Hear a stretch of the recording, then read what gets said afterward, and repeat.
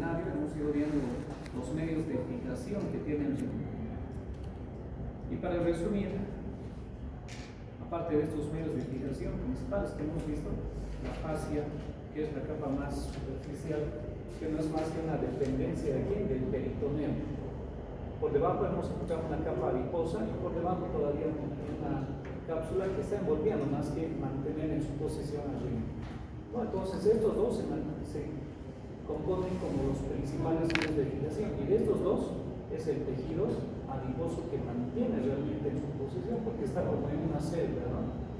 Lo está comprimiendo hacia la fase superficial, hacia la capita más externa. Las arterias que ingresan al riñón son arterias gruesas, son arterias importantes, de modo que ayudan a mantenerlo en su posición. Pero no solamente la arteria, la vena, el uréter, todos los elementos que están saliendo o entrando del riñón ayudan a mantenerlo en su posición. Vamos a ir viendo ahora las relaciones que tiene el riñón. ¿Con qué elementos se relaciona? A través de esas diferentes caras que hemos indicado. Hemos indicado que tiene una cara anterior, una cara posterior, borde interno, borde externo. Aquí nosotros estamos viendo un corte parasagital justamente del riñón. Y aquí podemos observar justamente el riñón, ¿no? Y vemos de que el riñón, posteriormente, bueno, va a ser igual tanto en el lado derecho como en el lado izquierdo. Va a diferir muy poco, ¿no? Es esto.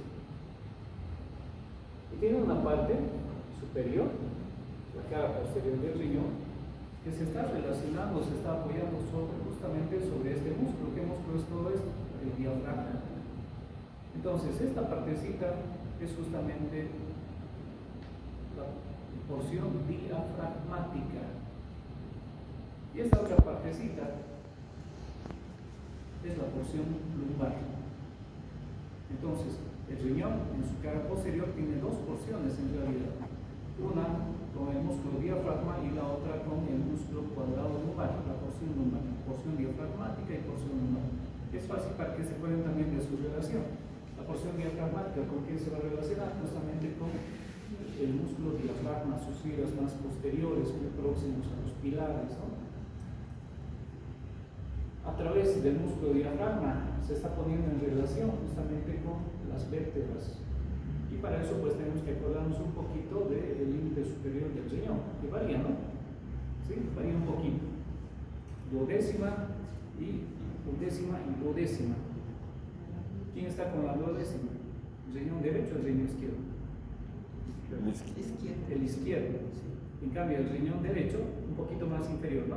Entre la undécima y duodécima costilla. Entonces, aparte del músculo diafragma, se está relacionando justamente con las últimas costillas. Esa es la porción diafragmática. Y la porción lumbar lo va a hacer justamente con el músculo cuadrado lumbar. Pero no solamente con el músculo cuadrado lumbar, ese es un corte parasagital. Si vamos cada vez aproximándonos al alineamiento, como en este caso, en realidad este no correspondería al músculo cuadrado lumbar, aunque no. ¿Quién está en la parte medial, pegadito a las vértebras? El músculo psoas. Entonces, psoas y músculo cuadrado lumbar, la porción lumbar. Pero estos músculos, si se fijan ustedes, tienen unas fibras que van a formarle una especie de arco. Entonces, se llama justamente así, arco del psoas, el que está medialmente, y un poquito más lateralmente, arco del cuadrado lumbar. Arcos. Bueno, esa es la porción lumbar. Relaciones posteriores. ¿Está bien? Casi similares entonces, ¿no? Las relaciones posteriores. Varían un poco en cuanto a la altura principalmente. Bueno, vamos a las relaciones anteriores. Aquí sí, completamente varían, ¿no? Sus relaciones. Si nos fijamos a simple vista, pues varía bastante las relaciones. Y es que aquí nos falta un órgano. ¿Qué órgano? El colon transverso. Nos está faltando el colon transverso. Bueno. La cara anterior del riñón derecho, ¿con qué se va a relacionar? Duodeno, la segunda porción del duodeno. El riñón izquierdo, ¿con qué se va a relacionar? ¿Qué nos está faltando ahí? decíamos? El colon transverso. ¿No? El colon transverso, a ver si por ahí tenemos alguna. Ahí está. El colon transverso. A ver, vamos a colocar. ¿No? Entonces, ¿qué está haciendo el colon transverso al relacionarse anteriormente al riñón izquierdo? Lo está dividiendo en una porción superior, una porción media y otra porción inferior. Entonces, una porción supramesocólica, una porción cólica y otra inframesocólica. La porción supracólica, ¿con qué se va a relacionar? ¿Qué estamos viendo aquí? ¿Qué órganos? Fíjense ustedes. Este es el páncreas, la cola del páncreas. ¿Qué más? Vaso. ¿Y qué más? ¿Qué órgano nos falta aquí? Que está cubriendo al páncreas, al vaso. Estómago. La cara posterior del estómago. Tres relaciones importantes que tiene el riñón en su porción supracólica. La porción cólica, ¿con quién? Nada, con el colon transverso simplemente. Y la porción infracólica, ¿con quién? Con las asas intestinales. Relaciones anteriores. Vamos a los bordes mediales. Hay que tomar en cuenta que este borde medial lo vamos a estudiar mejor en un riñón sueltito. Tiene justamente el hilio del riñón, ¿no? Vamos a encontrar el hilio del riñón. Por encima de este hilio está esta partecita y por debajo está esta otra parte. Entonces, el hilio del riñón ocupa la parte media del borde interno del riñón, el borde medial. Esta porción entonces se va a llamar suprailiar y la otra partecita se va a llamar infrailiar. A ver si tenemos una imagen ya con un riñón sueltito. Bueno, ahí estamos viendo. Este es el hilio, ¿no? Entonces, esta es la porción iliar, esta es la porción suprailiar y esta es la porción infrailiar.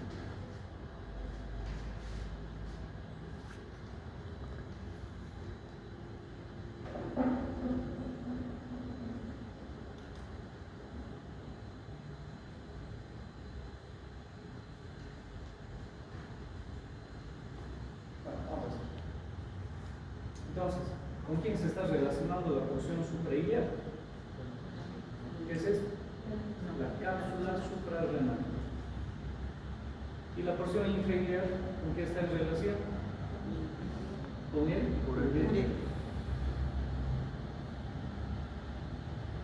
Bueno, el hilio lo vamos a estudiar después, lo vamos a dejar pendiente, simplemente estamos hablando de la porción inferior, pero en esta porción iliar estamos encontrando justamente los elementos que ingresan o que salen del hilio.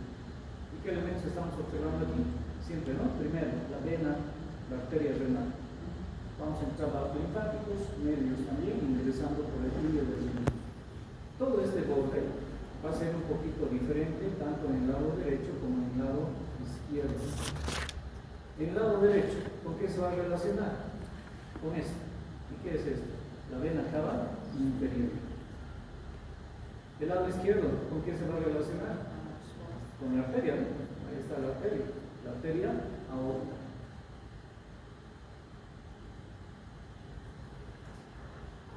¿Qué sale de la arteria aorta? Unos ramitos, ¿no? Aquí estamos viendo esos ramitos, no son más que las arterias espermáticas, las arterias uterováricas se están originando justamente de la arteria aorta. Entonces, en el lado izquierdo vamos a encontrar arteria uterovárica o arteria espermática.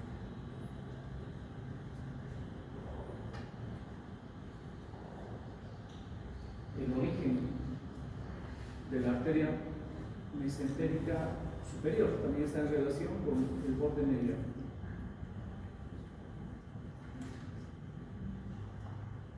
Bien. Borde lateral. ¿Por qué va a estar en relación? Bueno, aquí colocaremos el intestino grueso, ¿no? Será el colon ascendente. Y una partecita del hígado en el lado derecho. En el lado izquierdo, más bien colocaremos vaso y el colon descendente.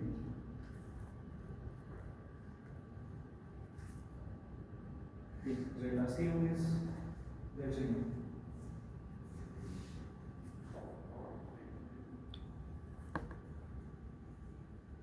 Si nosotros observamos el ilio del riñón, en realidad el ilio está constituido por un espacio, ¿sí? Un espacio. ¿Cuánto mide el riñón? 12 centímetros, de los cuales 4.5 corresponden justamente a este espacio, al ilio renal. Y este ilio renal, al tener elementos que ingresan o que salen, pareciera que está dividiendo el riñón en dos labios, uno anterior y otro posterior. Este espacio que se forma se denomina seno renal, ¿sí? Seno renal.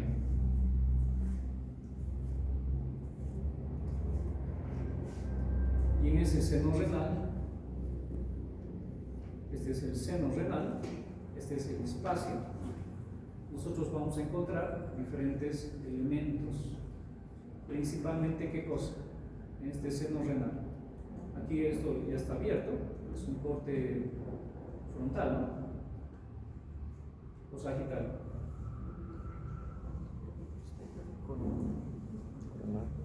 ¿Qué corte es? Porque es anterior y posterior. Ya. Es un corte frontal, es un corte coronal. Entonces estamos observando justamente el seno, el interior del seno renal. El interior del seno renal.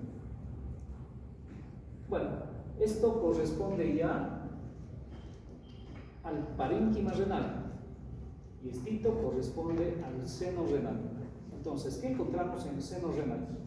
Vamos a encontrar unas eminencias, ¿sí? Eminencias que se denominan papilas renales, ¿sí? Papilas renales. Y bueno, ¿qué estamos observando en esas papilas renales? ¿Qué se ven en estas papilas renales? Aquí hay una papila renal, otra papila renal, otra papila renal. ¿Qué se están viendo? ¿Cuántas papilas renales son? Aproximadamente 10. De 7 a 10, dice, ¿no? ¿Qué observamos en cada papila renal?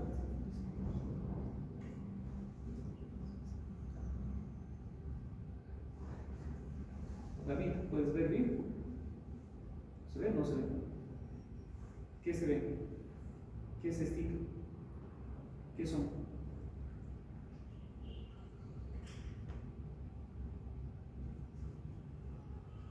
¿Se ve o no se ve? Juli, ¿qué son? Pero a simple vista, pues, ¿qué parecen? Agujeros, son orificios, ¿no? Son agujeros, son orificios que están desembocando en las papilas renales, ¿sí? Son orificios que están desembocando en las papilas renales.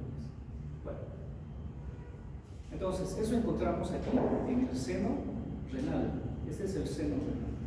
Ahora, si nosotros estudiamos ya todo esto que habíamos indicado que es el parénquima renal. El parénquima renal. Y en ese parénquima renal, nosotros vamos a encontrar dos porciones. Una que es cortical y la otra que es medular. ¿Sí? Entonces, en el parénquima renal encontramos dos porciones, una cortical y otra medular.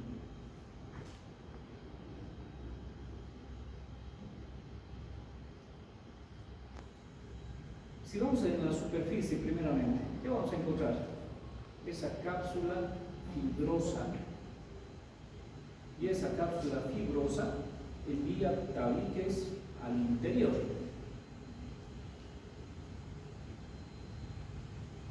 Por debajito de esa cápsula fibrosa, nosotros vamos a encontrar una especie de líneas que están viendo ustedes aquí, ¿no? Una zona que se llama la zona radiada de Ferrigno. Sí, esa es la zona radiada de Ferrigno. Está constituida por conductos bastante finos.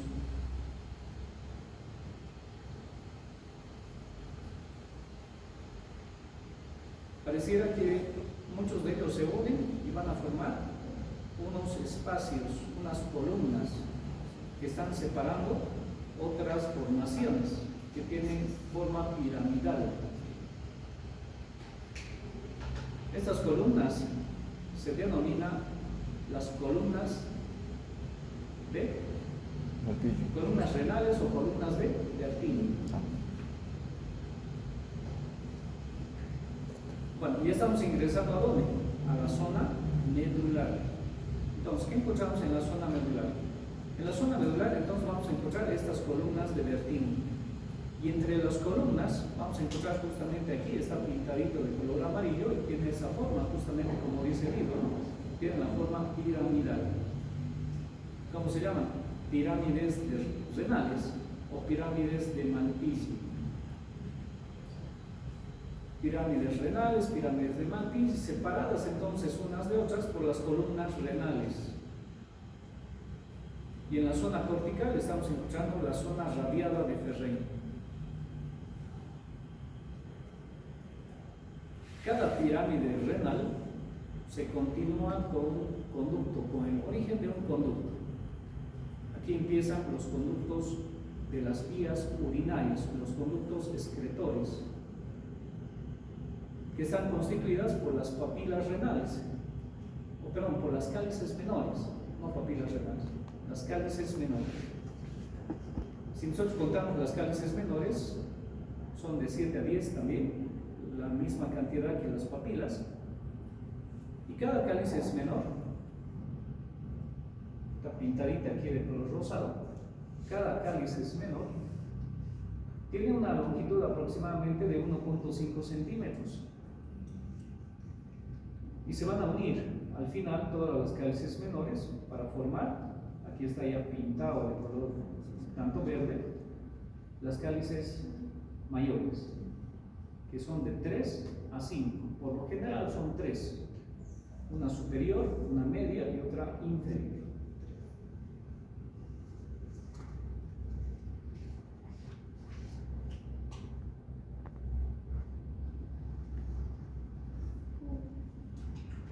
A nivel de cada pirámide renal se encuentran en realidad las terminaciones de las arterias renales,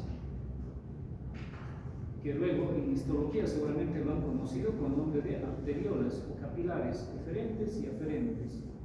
¿Qué más están envolviendo estos capilares?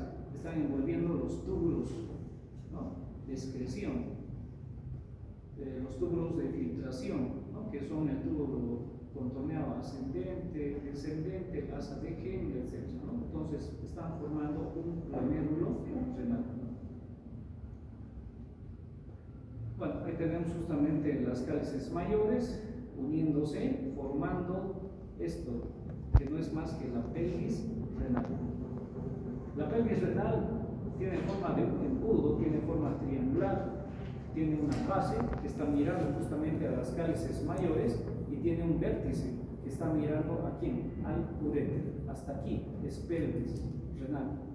Por lo tanto, tiene dos porciones la pelvis renal. Tiene una porción intrailiar y tiene una porción extrailiar.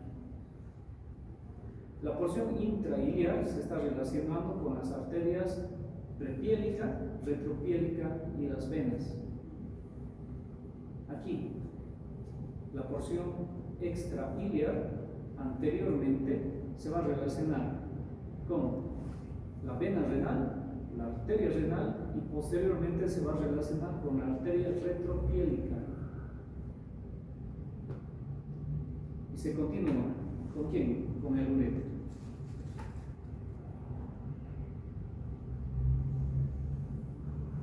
Bueno, aquí estamos observando justamente, ya fisiológicamente hablando, de lo que es una pirámide renal. Estamos viendo la pirámide renal. Estas son las arterias, ¿no? Arteria renal que se va a dividir en dos ramas, una prepiélica y otra retropiélica. Cada una de esas arterias se va a dividir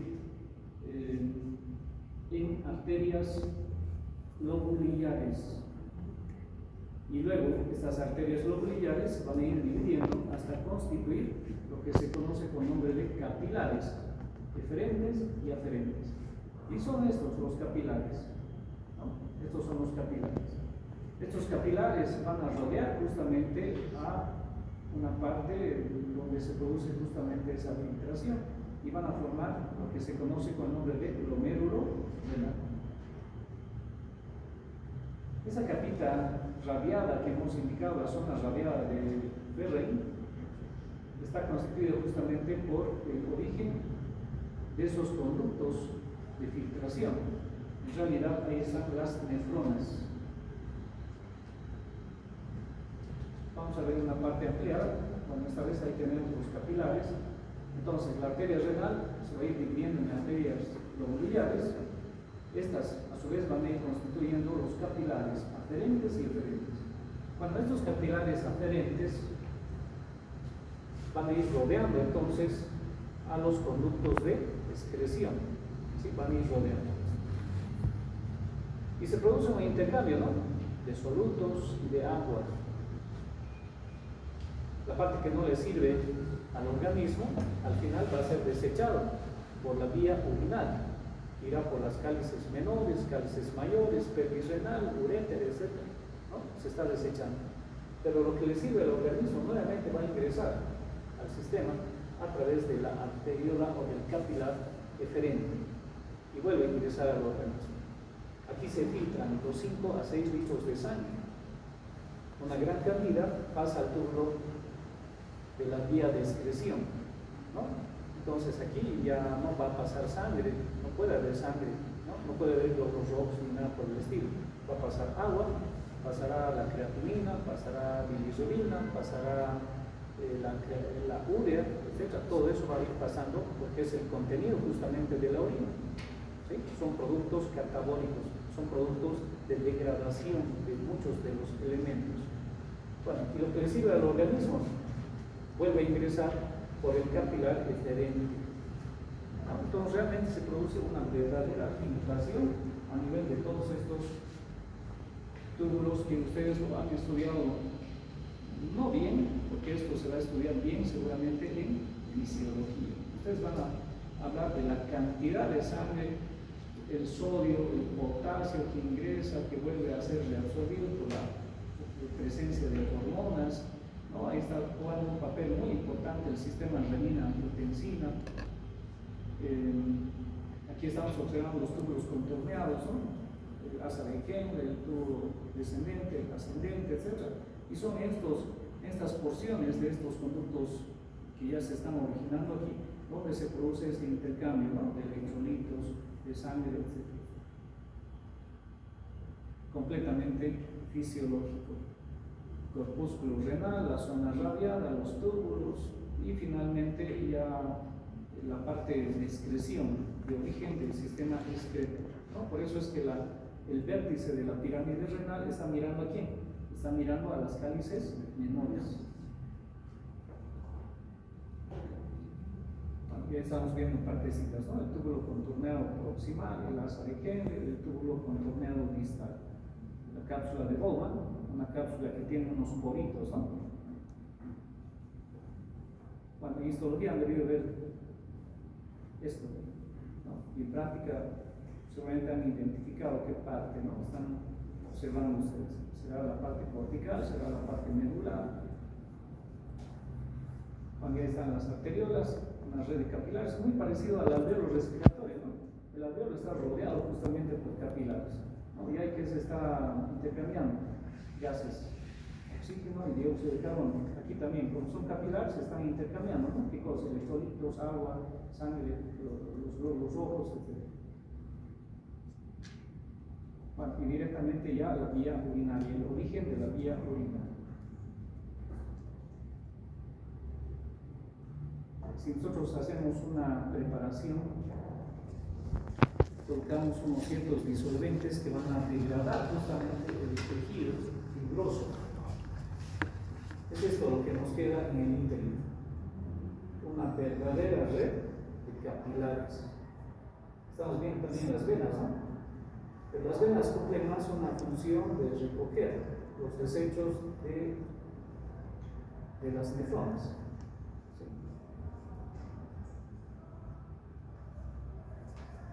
Es tan fino esta filtración que se mantienen los niveles hidroelectrolíticos, se mantiene una adecuada presión arterial, se evita de que se eliminen elementos que le sirven al organismo, ¿no? A pesar de que es sangre, constituida por glóbulos rojos, plaquetas, glóbulos blancos, etc. Hay una pequeña cantidad de glóbulos blancos que pueden pasar este sistema de filtración, pero normalmente no pasa ningún glóbulo rojo. Los glóbulos rojos que se puedan encontrar a nivel de la orina son resultado de procesos inflamatorios. Cuando nos dicen en el examen general de orina 1 o 2 glóbulos rojos por campo microscópico, significa que hay una inflamación, habrá una cistitis, habrá una uretritis, tiene que haber algo. Es resultado de un proceso inflamatorio. Glóbulos blancos, 1 o 2 por campo microscópico, no nos alarmamos, ¿no? Pero si nos dicen que hay 10 o 12 por campo microscópico, significa que hay una infección.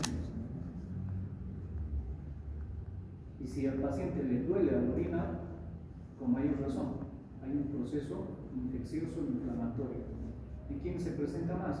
En las mujeres, porque las vías urinarias son bajas en las mujeres. En cambio, en los varones las vías urinarias son altas, sobre todo la uretra, ¿no?